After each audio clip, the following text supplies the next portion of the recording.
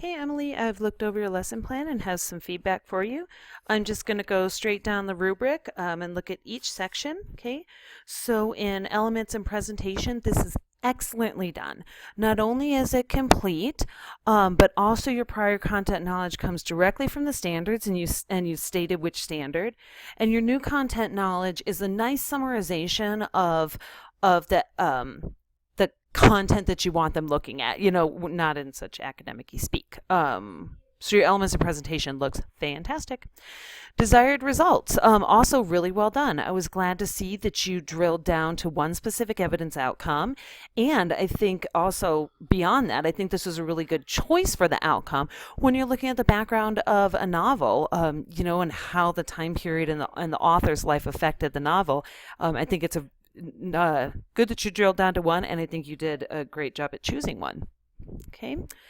Your essential questions global are well done. My criteria for those is to ask myself if people in the real world outside of academia are talking about these questions, and I definitely think they are. And your essential questions content area are also well done. They're aligned to the evidence outcomes, and they fit well with your text. Okay. Students will be able to, nice work here. You have a piece that's directly taken from the evidence outcome, followed by the word by and an observable outcome. You followed the same formula here. Good job. And then these are also well done too. I think that they're written both sections here.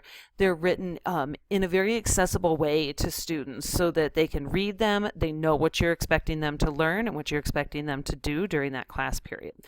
So desired results section, looking great. Your assessment section, I'm not necessarily grading these at this point as much as I am checking for completion and alignment, and I think that you have met both those criteria. All right, learning plan, okay? So I did see your note on the side when you turn this in that even though this says lesson plan 2, you actually want this to be lesson plan 1. So those are the kind of the eyes that I put on for lesson plan 1. And I've got a question for you right up here, right up front. What this indicates to me is that this is lesson plan 1, so this is Monday, right? So what you did on Friday is handed the students a book and said, for your homework, I need you to read chapter 1. See you later. And then on Monday you came in and said, did you read? Excellent. What happened in the book? Tell me some events. And I don't know that that's the best way to approach teaching a novel. It's interesting because what you do later in this very lesson plan is perfect. You set the background and the context for the novel. It's just that your hook is this is the hook for lesson plan 2 or 3, right? I think, and I think it's totally possible we just got a little mixed up, right? So redo the hook to align well with your instruction in the timeline for this, because the instruction and your information about the timeline is beautiful, perfect, well done. So redo your hook to get them into the timeline. For instance, you ask them to think about the Great Depression and what does that mean? You ask them to think about this word disillusionment. Now there's a hook, right? You want to talk about disillusioned, talk to an adolescent, right? They're like, I'm supposed to be grown up now and everyone treats me like a kid and I can think for myself and everyone's making my decisions. These children live in the world of disillusionment. Use that to your advantage, okay? So redo that hook for me to align with what you're teaching, okay? All right. Right here. Okay, so right here is where you start getting into some information that they're going to need to read the book, right? Because if you anticipate that students are going to read chapter 1 and not know what a bond is and get confused by it, I'm going to guess you're right. And this is the kind of pre-reading stuff we pitch at students so that they can feel more successful as they're beginning to read a complex text like Gatsby, okay? So that piece is good. We're just going to move it into your timeline information, okay? All right. Love the idea of doing butcher papers and timeline, especially because it allows them to have some kinesthetic in the classroom. It gives them a graphic organizer for the background information, and you're having them fill it out with the information you hand to them. So that way they're actually manipulating abstract information, and I think that's beautifully done. Beautifully done, okay? All right. So you said in your, I read in your little note to me too that you felt like you were doing a lot of talking and, could I kind of comment on that? And some of this, you're right. I mean, it's background information. Some of it you need to provide to them. But one way that you can check to see if you don't need to do so much talking is always starting out with something like this. So, okay, so coming back to our discussion of historical context, this book is set in the 1920s, although the author wrote it in the 1930s or what, 35? I don't know. Right? And so we're actually going to need to talk about the time period in which the book was written and the time period during which the author wrote it. And those are going to be two different things. And so first, it's the 1920s. Just start out just like you did here, okay? Does anyone know what happened in the 1930s? And then if the kids say no, then you're right. Got to do a lot of information giving. But you'd be surprised when some kids are like, yeah, wasn't that kind of like this or kind of like that? Give them, pull as much as you can out of them. And then the second tactic to keeping yourself from doing too much talking is to have one visual image for each kind of main point that you want to bring up. And I think I saw that you had a visual in there. I'll look for it as I keep talking to you here. So saying, does anyone know what happened a decade later in the 30s? Perfect. Anticipated answer. Perfect. All right. Then me. A lot of people lost their jobs. It was really depressing. Anticipated answer, the Great Depression.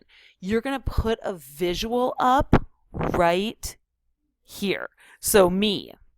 Put the visual on the board and you show all those people standing, in those long lines, waiting for their government benefits, and see if the visual doesn't jog their memory a little bit. And then ask them, do these people look happy? No, they look sad. Do they look wealthy? No, they look poor. Okay, the 1930s was sad and, it was depressing. Oh, the Great Depression, right? So give them something to anchor their knowledge to, and visuals work really well with kids in 2015, okay? All right.